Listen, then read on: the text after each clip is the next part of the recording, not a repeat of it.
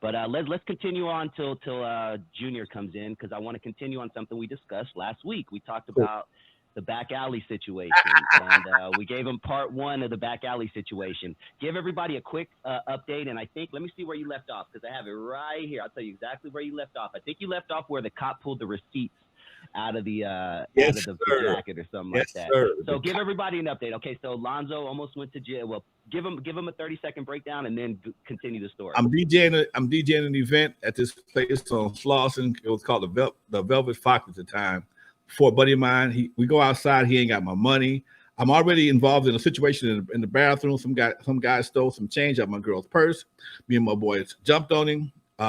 We beat him up pretty bad. Then we called the police.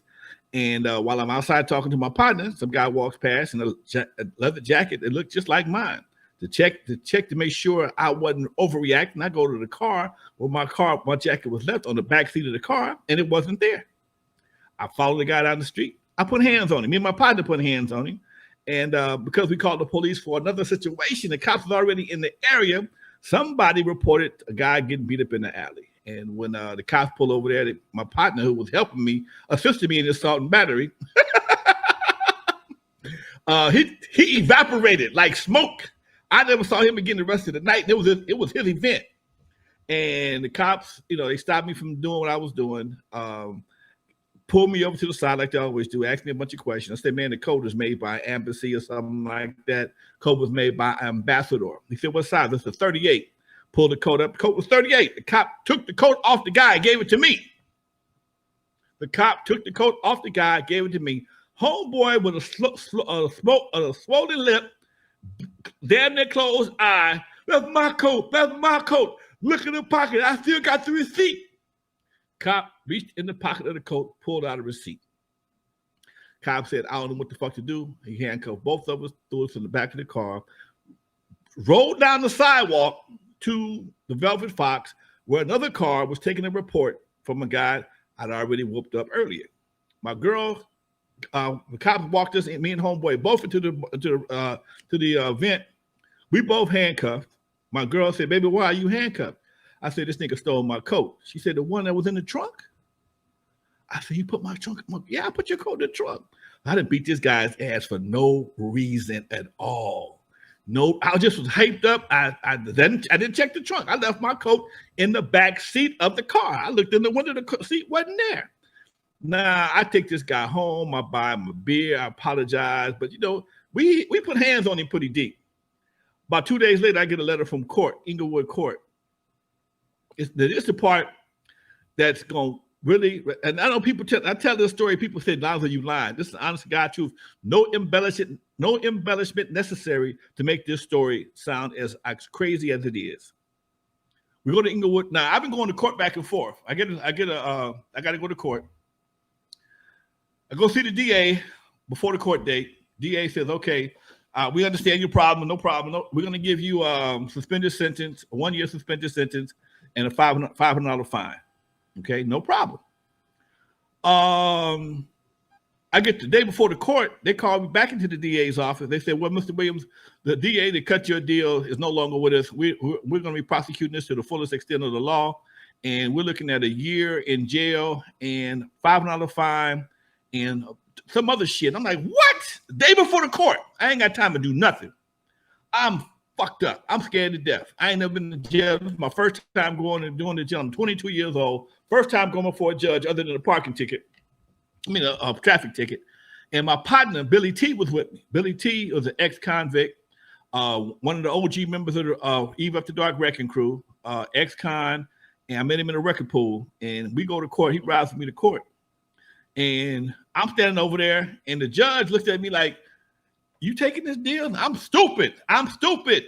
Yeah. The judge says a year. He said a year. He give me a $1,000 fine, a year in jail. Oh no, he was about to give me a year in jail and some other shit. Okay. And I took the deal. The judge clamped down on the shit, blam. And we walked out the courtroom. Went down the elevator, got in my 240Z, was leaving court on Queen Street. Billy T said, man, fuck that. They can't do you like that. You ain't got no record. I said, man, the judges pretty much spoke. He said, no, fuck that. Fuck that. They can't do you like that. I said, what am I supposed to do? He said, turn this motherfucker around. I said, man, I ain't going back to court. He said, turn this motherfucker around. I'm going to kick your ass in this goddamn little ass car right now. Now, Billy T's a nice sides dude. I turned the motherfucker around, paid to get back in again, went back to the court, and Billy walked into the court. I swear, this is some shit that niggas make records about. He walked into the court, told the DA, and my defense attorney and the other DA, I want to see both of y'all in the back of the room right now. The bailiff unbuckled his gun. The judge said, recess. Got off the bench immediately. There's no bullshit. We went back behind the court, that little conference room, and he told him, we told him the story. And everybody was shaking like a motherfucker. We ain't got nothing. But homeboy was so intense. Everybody was shaking, and they went back and gave me the original deal, a suspended sentence. They gave me a suspended sentence, had to pay a $250 fine, and they took it off my record after a year if I didn't get in trouble. That's no bullshit. That is no bullshit. So that's real talk, folks. That really happened. I may have forgot some shit, if anything, but I ain't had to add a goddamn thing to that story to make that story what it is right there. That's some no bullshit. Okay, we went back in the court, called them back behind the conference room, recut my deal, and the judge accepted it. Okay, because the judge, when I went into court, it was obvious I didn't know what was going on.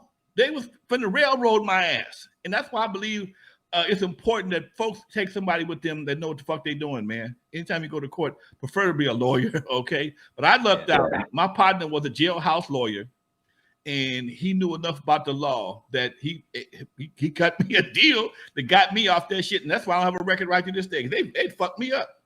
I know what it was. They was going to give me a felony assault. That's what it was going to give me, a felony assault, suspended sentence for a year, and a $1,000 fine.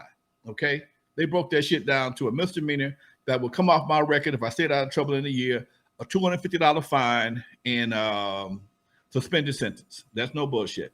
Okay. Mm-hmm. Yep, real talk. Damn.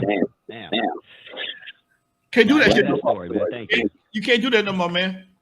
You go to court right now, you might get shot. You can't do that shit no more. Hey, Kay, what up, baby? I see you in the chat room. Yes, that's one of my crazy hip hop stories, folks. DJ Domino in the house. What's up with you, folks? Let me text Reggie, let him know we all make sure he. Yeah, let him know, and I'll keep the audience updated. We got Reggie Wright Jr. coming in tonight. We're just waiting on his call. Thank you guys so much. Hit that like button on the way in, and if this is your first time tuning in, you are tuned in to N.W.A. Stories with Lonzo Williams, famously portrayed in Straight Outta Compton. He was the club owner in Straight Outta Compton. And if you don't know his story, go down that rabbit hole, man.